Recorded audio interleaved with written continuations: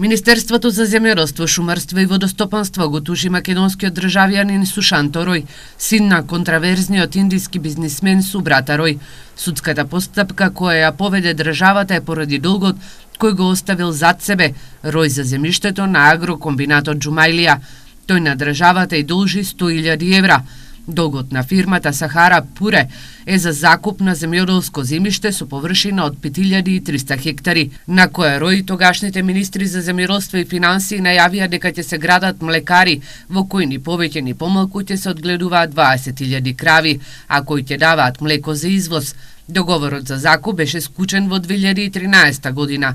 Подоцна кон крајот на 2014 година беше еднострано раскинат од државата, бидејќи индиецот Рој и неговиот син со македонско државјанство не ги исполнија дадените ветувања, пошто следеше и активирање на банкарската гаранција од 3 милиони евра.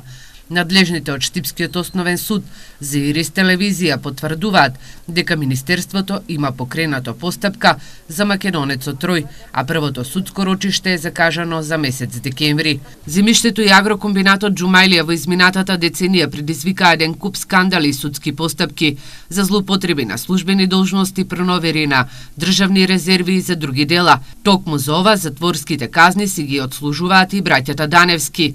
Земјиштето на поранешниот земјоделски комбинат Џумајлија сега е поделено на неколку делови.